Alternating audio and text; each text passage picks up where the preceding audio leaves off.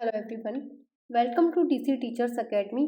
तो आज हम बात करने वाले हैं सोशोलॉजी के नेक्स्ट टॉपिक मैक्स वेबर के आइडल टाइप्स के बारे में। तो आइडल टाइप्स को जानने से पहले मैं आपको बता देती हूँ, मैंने इससे पहले डर्कहाइम के ऊपर भी कुछ वीडियोस बनाई हैं और वेबर के ही सोशल एक्शन के बारे में भी वीडियो बना चुकी हूँ। अगर आपने वो वीडियोस नहीं देखे हैं तो आप चैनल की प्लेलिस्ट में जाकर उन वीडियोस को देख सकते हैं और वीडियोस अगर आपको वो अच्छे लगते हैं तो उन्हें लाइक और शेयर भी कर सकते हैं। तो चलिए स्टार्ट करते हैं, आखिर आइडल टाइप है क्या, और आइडल टाइप को समझने से पहले भी कुछ चीज़ें समझते हैं।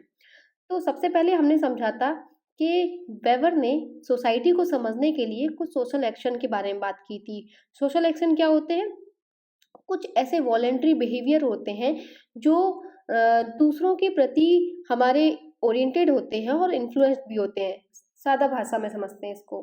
मतलब दो या दो से ज़्यादा ऐसे लोगों के बीच होने वाला एक एक्शन जो एक दूसरे को प्रभावित भी कर रहा है और सोसाइटी को भी प्रभावित कर रहा है। अगर आप घर में बैठकर आप एक बंद कमरे में गाना गा रहे हैं या पढ़ा रहे हैं तो वो आपका एक पर्सनल एक्शन होगा। पर अगर आप वही एक्शन 4 लोगों के बीच में आप अपने मोहल्ले में जाकर या कहीं भी ऐसे बड़े ऑडियंस के बीच में जाकर गाने लगें, तो वो आपका क्या हो गया? एक सोशल एक्शन हो गया। आपने सोसाइटी के बीच में वो काम किया है और वो सोसाइटी को भी इन्फ्लुएंस्ड कर रहा है और आपको भी, ठीक है? वो आपका जो बिहेवियर था वो दूसरों के प्रति ओरिएंटेड था। तो वो हो गया आपका सोशल एक्शन। और इसी सोशल एक्शन को समझने के लिए वेबर ने हमें कुछ मेथोडोलॉजी बताई है कि हमें इनको समझना कैसे है। कुछ टूल्स दिए हैं जिनमें से पहला एक है वर्स्टेहैन और एक है आइडल टाइप, एक है कॉजल प्लूरलिज्म। यानी कि वर्स्टेहैन के बारे में हमने थोड़ा बहुत समझा था पहले भी। वर्स्टेहैन क्या होता है? वर्स्टेहैन एक जर्मन वर्ड है, ठीक है। सब्जेक्टिव इंटरप्रिटेशन करना है। इंटरप्रिटेशन क्या होता है? इंटरप्रेट करना यानी कि किसी चीज को डीपली समझना, ठीक है, उसको अंडरस्टैंड करना। सब्जेक्टिव सब्जेक्टिव और ऑब्जेक्टिव दो वर्ड्स आते हैं, लोग अक्सर कंफ्यूज हो जाते हैं कि सब्जेक्टिव और ऑब्जेक्टिव है क्या आखिर। ऑब्जेक्टिव होता है कुछ फैक्चुअल, ठीक है, कुछ फैक्चुअल सा हो गया, वो हमारा ऑब्जेक्टिव हो गया, ठीक है। सब्जेक्टिव जो हो गया जिसमें हमारे ओपिनियंस भी अटैच हैं, जिसमें हमने अपने कुछ विचार भी ऐड कर रखे हैं। अगर आपसे पूछा जाए कि जैसे आपसे पूछा जाता है कि भारत देश में सबसे पिछड़ा राज्य कौन सा है, तो अक्सर लोगों के दिमाग में फैक्चुअल फैक्चुअल है, ये ऑब्जेक्ट उनका होगा कि बिहार बिहार को वो सबसे ज़्यादा पिछड़ा हुआ राज्य मानेंगे। पर अगर ऑब्जेक्टिव में अगर पूछा जाए आप, सॉरी, सब्जेक्टिव अगर पूछा जाए आपसे कि बिहार आखिर पिछड़ा राज्य क्यों है, तो आप क्या करोगे? बिहार के बारे में बहुत सारे कारण को जानोगे। यानी कि उसमें क्या-क्या दिक्कतें हैं, क्यों वो पिछड़ा हुआ है वहाँ, क्या अशिक्षा अशिक्षा क्यों है इतनी ज़्यादा, पॉलिटिकल प्रॉब्लम्स हैं, वहाँ पर हर साल जो फ्लड आती है उसकी वजह से भी बिहार पिछड़ा हो सकता है। ऐसे बहुत सारे कारण जो होंगे जो आपके ओपिनियंस भी अटैच हो जाएँगे, जिसमें आप ये बताओगे कि बिहार पिछड़ा क्यों है, ये हो गया आपका सब्जेक्टिव, ठीक है। तो सब्जेक्टिव इंटरप्रिटेशन करना यानी वर्स्ट हैंड का मतलब हो गया। टू अंडरस्टैंड रियलिटी, रियलिटी को समझना आखिर रियलिटी में है क्या। Subjective element in social theory and social research, ठीक है, ये एक सब्जेक्टिव एलिमेंट है। A method to understand social action, एक मेथड दिया है जो कि मैक्स वेबर का है, किसको समझने के लिए? सोशल एक्शन को समझने के लिए। कॉम्प्रीहेंडिंग एंड अंडरस्टैंडिंग, यानी कि चीज़ों को बहुत ज़्यादा डीपली समझने के लिए, उसको अंडरस्टैंड करने के लिए वर्स्ट हैंड एक मेथड दिया था जो कि किसका है? मैक्स वेबर का। मतलब वेबर के according when a researcher aim to understand another person's experience, जब कोई रिसर्चर का एम करता है टू अंडरस्टैंड दूसरे इंसान को समझने के लिए और उसके एक्सपीरियंस को समझने के लिए, ही कैन ट्राई टू, उसको कोशिश करनी चाहिए, टू पुट हिमसेल्फ, कहाँ रखने की कोशिश करनी चाहिए? In the older sorry in the other person shoes, यानी कि खुद को दूसरों के शूज में रखने की कोशिश करनी चाहिए। इसका मतलब क्या है कि जैसे कि हम किसी बूढ़ी औरत को रेलवे प्लेटफ़ॉर्म पे देखते हैं, ठीक है? तो उसकी उस स्थिति को हमें ऐसे समझने की कोशिश करनी चाहिए जैसे वो हमारे खुद के किसी के साथ हो रही है या हमारे खुद के साथ भी हो सकती है, ठीक है? मतलब उस किसी और की भावनाओं को ऐसे समझना खुद इंटरनली कि जैसे वो चीज़ें हमारे साथ अगर होती तो हम उस समय क्या करते, है ना? जस्ट रिफ्यूज़ी रिफ्यूजीज जो होते हैं, जैसे अक्सर भारत देश में ऐसा बोल दिया जाता है कि हमारे देश में वैसे ही जनसंख्या क्या कम है जो, और बाकी के बाहर के लोगों को हम जो बुला रहे हैं, लेकिन अगर उन रिफ्यूजीज के पास अगर कोई भी ऑप्शन नहीं है और उनको कहीं भी जगह या कहीं भी पनाह नहीं मिल रही है, तो अगर वो भारत देश में आ रहे हैं, उनके उनका भी कुछ एक उनकी भावनाएं होंगी, और उन्हीं भावनाओं को हमें अगर समझना होगा ना, तो वो वही है एक वर्स्ट हैंड, यानी कि उनकी भावनाओं को समझना, फ्लड अफेक्टेड एरिया में जाकर लोगों की भावनाओं को समझना कि आखिर उन पर उनकी स्थिति क्या है, उन पर क्या गुजर रही है, ये सारी चीज़ों को समझना, उनकी यानी कि अदर पर्सन के शूज़ में जाकर देखना, चीज़ों को महसूस करना, वही है वर्स्ट हैंड। ठीक है, समझ लिए ये वर्स्ट हैंड क्या होता है। देखते हैं कि आखिर क्या है आइडल टाइप। आइडल टाइप क्या होते हैं, तो आज का टॉपिक था आइडल टाइप। आइडल टाइप जो है, देखो आपको आइडल में अगर एल जो है, एल को अगर हटा दो तो आइडिया बचता है ना, आइडिया यानी कि विचार। आइडल जो है आइडिया से जुड़ा हुआ एक शब्द है। तो वेबर के according ideal type is a systematic construct that serves as a measuring rod for researchers to learn similarities as well as differences in the actual cases। मतलब कि कुछ ऐसे विचार होते हैं जो कि सिस्टमैटिकली कंस्ट्रक्ट हो रहे हैं, और जो समझना चाहते हैं एक्चुअल केसेस को। देखो, एग्जाम्पल के तौर पर अगर आपसे कहा जाए कि अनएम्प्लॉयमेंट के बारे में क्या विचार हैं आपके, ठीक है, तो भारत देश में अनएम्प्लॉयमेंट कैसे बढ़ रहा है या क्या क्या विचार हैं आपके, उसके बारे में आप क्या सोचते हो। तो सबसे पहले आप उसके बारे में कुछ दिमाग में आइडियाज़ लेकर आओगे, और उन आइडियाज़ को आप नोट डाउन करते हो। आपने सोचिए 20 आइडियाज़ मान लीजिए आपके दिमाग में आ जाते हैं, और उन्हें आपने नोट डाउन कर लिया। फिर आप उस एक्चुअल केस में जाकर देखते हैं तो क्या रियल में वो हमें वो जो सारे जो पॉइंट्स आपने लिखे थे वो मिलते हैं, मैच करेंगे? नहीं, ऐसा ज़रूरी नहीं है कि वो पॉइंट्स जो आपने सोचे हैं वो ज़रूरी ही हों, वहाँ पर हमारे मैच कर जाएँ। उनमें हो सकता है कुछ सिमिलरिटीज़ भी हों, उन 20 पॉइंट में हो सकता है सिर्फ 5 पॉइंट ही मैच करें, ठीक है? आपने पॉइंट दिया हो कि शायद बेरोज़गारी हमारे देश में इसलिए है क्योंकि शिक्षा उस लेवल की नहीं मिल रही है, एजुकेशन लोगों को जब उस लेवल की नहीं मिल रही है, तो लोग भी काम नहीं कर पा रहे हैं, लोग खुद काम करने की इच्छुक नहीं है, हो सकता है लोगों के पास वो अपॉर्चुनिटी ना हो सकता है उनके पास कुछ टेक्नोलॉजी की कमी हो, इस वजह से लोग इनोवेटिव या कुछ अपना रोज़गार नहीं बना पा रहे हैं। इस तरह से हमारे दिमाग में कुछ आइडियाज़ आए थे, और हो सकता है उनमें से 5 आइडियाज़ ही हों जो वहाँ पर मैच कर रहे हों, जो हमारा एक्चुअल केस हुआ, ठीक है? और हो सकता है उनमें से बाकी के डिफरेंसेस ही हों। ये क्या हो गए, हमारे कुछ आइडियाज़ हो गए, और उन आइडियाज़ को जब हमने एक्चुअल सेटिंग में जाकर देखा, तो उनमें कुछ सिमिलरिटीज़ और डिफरेंसेस निकाले, ठीक है? ये कैसे काम करती हैं, मीजरिंग रॉड की तरह। आइडल टाइप जो होते हैं ऐसे मीजरिंग रॉड की तरह काम करते हैं। An ideal type is not mean to be a moral ideal. ये आइडल टाइप जो है ना, मोरल आइडियल यानी कि आदर्श जो होता है ना, आइडियल का मतलब आदर्श होता है, वो नहीं है आदर्श, ठीक है। ये कोई नैतिक आदर्श वाला आइडियल नहीं है, ये सिर्फ आइडिया से मतलब रखता है। It is an statistical average. ये एक स्टैटिस्टिकल एवरेज है use to develop a hypothesis, यानी कि हाइपोथेसिस को डेवलप करने के लिए। हाइपोथेसिस क्या होता है, हाइपोथेसिस होता है टेंटेटिव स्टेटमेंट, यानी कि एक ऐसा स्टेटमेंट जो भी चीज़ सोचने से पहले या कोई भी सिचुएशन होने से पहले आपके दिमाग में कुछ प्री एजम्पशंस आ जाते हैं, ठीक है। वो आइडल टाइप जो है उसका काम होता है कि डेवलप करना हाइपोथेसिस को, एब्स्ट्रैक्ट फिनोमेना को जानना। एक ब्लूप्रिंट की तरह काम करता है ये, एक खाका यानी कि एक ब्लूप्रिंट की तरह तैयार हो जाता है हमारे दिमाग में, ठीक है। Use to comprehend reality, reality को समझने के लिए, वेदर नेचुरल या तो कोई प्राकृतिक हो सकती है, और सोशल या एक सामाजिक। In sociology social realities can be understood through ideal types. Sociology में हम सोशल रियलिटीज यानी कि सोशल एक्शन जो कि दिए थे, उनको समझने के लिए आइडल टाइप का इस्तेमाल कर सकते हैं। जैसे कि डरखाइम ने भी बोला था कि हमें सोसाइटी को समझने के लिए पहले सोशल फैक्ट को समझना होगा, और वहीं वेबर कहते हैं कि हमें सोसाइटी को समझने से पहले सोशल एक्शन को समझना होगा, और इन सोशल एक्शंस को समझने के लिए हमें कुछ टूल्स दिए थे, जिनमें से एक है आइडल टाइप। अगर आपसे कहा जाए कि एक गुड बॉय की क्वालिटीज़ क्या हो सकती हैं, उस पर एक आइडल टाइप बनाना है। तो हो सकता है कुछ लोग कहेंगे कि एक अच्छे लड़के में जो है बहुत सारी क्वालिटीज़ बता दें, कि फेयर होना चाहिए, टॉल होना चाहिए, उसके पास बहुत पैसा होना चाहिए, हो सकता है वो बहुत इंटेलिजेंट होना चाहिए, रिस्पेक्टफुल होना चाहिए, रिस्पेक्ट दूसरों की करने वाला होना चाहिए, और बहुत सारे ऐसे हज़ारों पॉइंट्स बता दें। तो अगर हम जब रियलिटी में देखेंगे तो क्या ये गुड बॉय की क्वालिटी सिर्फ एक ही इंसान में मिल सकती है हमें? नहीं, ऐसा ज़रूरी नहीं है ना कि एक ही लड़के में सारी की सारी अच्छी क्वालिटीज़ हो, है ना? तो वही एक मेज़रिंग रॉड है जो हम अपने दिमाग में पहले तैयार करते हैं।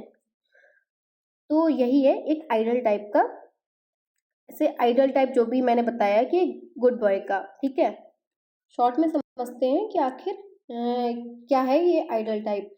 तो टू अंडरस्टैंड एब्स्ट्रैक्ट फिनोमेना, एक एब्स्ट्रैक्ट फिनोमेना को समझने के लिए, एब्स्ट्रैक्ट क्या होता है, जो चीज़ हमें दिख नहीं रही है, जिस चीज़ को हम सिर्फ एक महसूस कर सकते हैं या सिर्फ हमारे दिमाग में है, जो हमारे इंटेलेक्चुअली दिमाग में है वो आइडिया, ठीक है, उसको समझने के लिए, और हम उसके लिए क्या करेंगे, कुछ पॉइंट्स लिखेंगे, इमेजिन करेंगे दिमाग में, drive inductively from the real world से ड्राइव्ड होते हैं, यानी कि वो चीज़ें हैं, ऐसा नहीं है वो चीज़ें नहीं हो, लेकिन ज़रूरी नहीं है कि सिर्फ एक ही जगह पे वो चीज़ें पाई जाएँ, हो सकता है अलग-अलग जगह पे वो सब कुछ हो, लेकिन वो चीज़ें कहाँ से निकल कर आ रही हैं, हमारे रियल वर्ड से ही।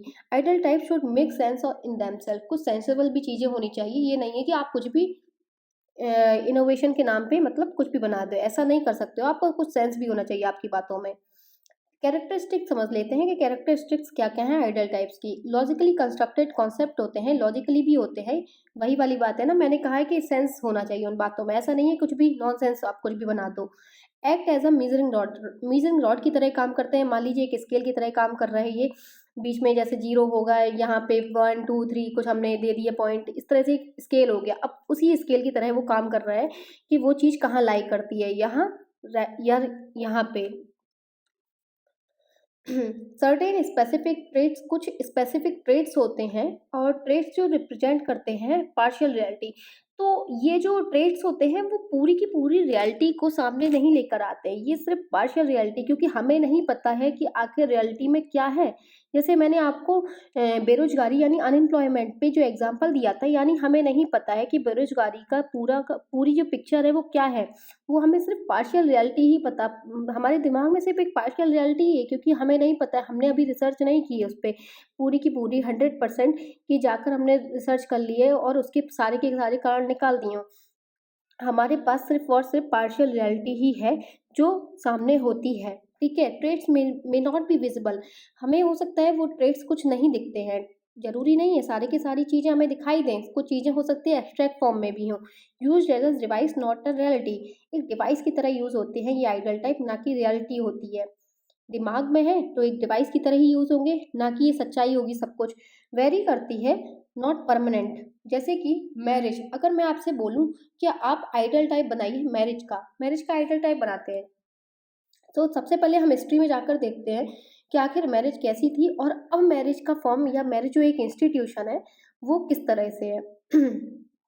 तो मैरिज जो है पहले के ज़माने में कैसे होती थी, सादा सिंपल सी एक शादी हो गई, और घर ही घर में वो शादी हो गई, कहीं हो सकता है मंदिर में शादी हो जाती है, बड़े-बड़े गेस्ट हाउस की ज़रूरत नहीं है, और हो सकता है वो शादी कई-कई दिनों तक चलने वाली बहुत सारी रस्म और रिवाज के साथ चल रही हो। लेकिन आज रियलिटी में मॉडर्न टाइम में क्या है, वही शादी एक बहुत बड़े लेवल पर होती है, धूम-धाम से लाखों की शादियाँ होती हैं, जिसमें हज़ारों रिश्तेदार आएँगे, तरह-तरह का खाना बनेगा, एक महँगा सा गेस्ट हाउस होगा, और शादी के भी तरीके अलग होंगे, तो वो क्या है, एक वेरी करता है, यानी कि जो आइडल टाइप है, हो सकता है हमने तब बनाया तब वो अब नहीं है, मॉडर्न टाइम में वो चीज़ नहीं है ना, तो ये क्या करते हैं, वेरी करते हैं, टाइम के साथ भी वेरी करेगा, परमानेंट नहीं है। तो वेबर ने जो है आइडल टाइप्स दिए थे, किस-किस के दिए थे? वेबर ने दिया था ब्यूरोक्रेसी का आइडल टाइप, कि ब्यूरोक्रेसी में कौन-कौन सी चीज़ें बताई थी कि होनी चाहिए, ठीक है? अथॉरिटी का आइडल टाइप दिया था Protestant ethic and spirit of Caplin के बारे में। प्रोटेस्टेंट एक धर्म है जिसमें जिसके बारे में वेबर ने आइडल टाइप दिया था। तो समझते हैं, आज हम समझेंगे, लेकिन वेबर ने जो अथॉरिटी का आइडल टाइप दिया है उसके बारे में समझेंगे। उसको समझने से पहले हम एक चीज़ समझते हैं, अच्छा, पावर समझते हैं आप? पावर क्या होता है? वो लाइट वाला पावर नहीं कि पावर आ गया पावर चला गया, वो वाला पावर नहीं। पावर मतलब एक डोमिनेशन, एक आपके घर में भी पावर होगा किसी का, हो सकता है आपके पापा का पावर हो, या आपके घर में जो आपके बड़े हों, बाबा दादी, इनका किसी का भी पावर हो सकता है। ठीक है, वो एक जो उनके हाथ में जो शक्ति है ना, वो वाली, ठीक है, डोमिनेशन। जिसको कार्ल मार्क्स ने इकोनॉमी को बोला था कि भाई इकोनॉमी ही होती है जो पावरफुल है। कार्ल मार्क्स तो भाई एक ही चीज़ के पीछे पड़े रहते थे, उनके अकॉर्डिंग ये है कि भाई हर चीज़ में जो कारण है ना वो इकोनॉमी है, हर चीज़ में जो है पैसा ही है, जो लड़ाई करा रहा है पैसा ही है, जो लोग एक दूसरे से लड़ रहे हैं, खुश नहीं है लोग एक दूसरे से, हर चीज़ के पीछे इकोनॉमी, यानी कि इकोनॉमी यानी पैसा को ही सबसे ज़्यादा पावरफुल बताया था। ठीक है, ये कार्ल मार्क्स की अप्रोच थी। अगर देखें वेबर की अप्रोच क्या थी, वेबर ने जो है डोमिनेशन, जिसको पावर बोल रहे हैं, डोमिनेशन को दो टाइप से बताया था, एक इलेजिटिमेट, एक लेजिटिमेट। इलेजिटिमेट पावर होती है, आप जाके गली में किसी को थप्पड़ मार दें तो वो उल्टा क्या करेगा, आपको ही मारेगा और कुछ नहीं, या आप भागोगे उससे दूर। तो वो क्या है, आपकी इलेजिटिमेट पावर, आपके पास कोई अथॉरिटी नहीं है उसे थप्पड़ मारने की, लेकिन आपने जाकर मार दी। ठीक है, लेजिटिमेट अथॉरिटी, यानी कि अगर एक चोर चोरी कर रहा है रास्ते में, तो पुलिस आकर उसको पकड़ती है, जेल में ले जाती है और उसको पनिशमेंट देती है, तो ये क्या थी, पुलिस के पास अथॉरिटी थी, इसलिए वो जाकर उसको जेल में ले गई। स्लेव स्लेव के टाइम में ऐसा होता था, स्लेव्स जो होते थे उन पर जो पावर दिखाई जाएगी वो इलेजिटिमेट हो गई। गन पॉइंट पे आप किसी को कट्टा दिखाकर या कोई भी गन दिखाकर आप कोई काम करवाएं, वो आपकी क्या है, एक इलेजिटिमेट पावर है। लेजिटिमेट पावर क्या हो गई आपकी, जैसे ब्यूरोक्रेसी में होती है, आपके बॉस होते हैं, आपके बॉस हैं, आपसे कुछ भी काम करवा सकते हैं, जैसे कि एक लेटर जारी कर दिया कि भाई आज सुबह के टाइम इतना इतना काम हो जाना चाहिए, एक सुबह इतने बजे आना है, ऑफिस इतने बजे बंद होगा, ये आपका एक ऊपर से लेटर आ चुका है, आपको उसको मानना ही पड़ेगा। आपकी इच्छा नहीं है सुबह जल्दी उठ के जाने की, लेकिन फिर भी आपको मानना पड़ेगा, क्योंकि आपके ब्यूरोक्रेसी में ये चीज़ है, उनको अथॉरिटी दी गई है इस चीज़ की, उनके पास वो सत्ता है कि वो आपको ऑर्डर दे सके और आपको वो मानना भी पड़ेगा, वो है एक लेजिटिमेट पावर। ठीक है, तो वेबर के अकॉर्डिंग जो है legitimate power is authority, legitimate power जो होती है वही एक अथॉरिटी है, ना कि इलेजिटिमेट।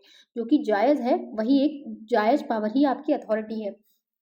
इस जायज़ पावर अथॉरिटी को समझने के लिए उन्होंने 3 टाइप दिए थे, जैसे कि ट्रेडिशनल अथॉरिटी, एक करिस्मेटिक अथॉरिटी, एक rational legal authority. Traditional authority क्या होती है, जैसे कि आपके जो मंदिर के पुजारी हैं, या आपके बड़े हैं, बूढ़े हैं, या आपके टीचर्स हैं, आप उनके क्या करते हो, पैर छूते हो। ठीक है, ये ऐसा नहीं है कि उन्होंने आपको कोई गन पॉइंट पे बोल रखा है कि भाई अब तो तुम्हें पैर छू के ही जाना पड़ेगा यहाँ से, ऐसे नहीं जा सकते हो। ठीक है, या आपको 2 थप्पड़ मार रहे हो, ऐसा भी नहीं है। लेकिन ये क्या है, ट्रेडिशनल अथॉरिटी मतलब कि लोग सालों से ऐसा करे करते चले आ रहे हैं, लोग मानते हैं अपने से बड़ों को, अपने से ज़्यादा समझते हैं, पूजनीय मानते हैं, अपने टीचर्स को अपने से ज़्यादा बड़ा रखते हैं सामने, तो वो क्या है, उनकी ट्रेडिशनल अथॉरिटी है। ठीक है, ट्रेडिशनली चली आ रही है। करिश्मेटिक अथॉरिटी, जैसे कि पीएम मोदी हमारे भाषण देते हैं, तो लोग उनके भाषण पे तालियां बजाते हैं, करिश्मा है उनका। अगर पीएम मोदी लक्षद्वीप गए, ठीक है, अभी हाल ही की एक न्यूज़ है कि उन्होंने कहा कि हमें अपने देश को ही प्रमोट करना, देश में ही जो भी टूरिस्ट प्लेस है उनको ही प्रमोट करना चाहिए। वो उन्होंने कहा है कि आप लक्षद्वीप जाइए, वहाँ प्रमोट कीजिए, वहाँ पर जाइए और देश के लिए अपना कंट्रीब्यूट कीजिए, जो भी पैसा है वो देश में ही रहेगा।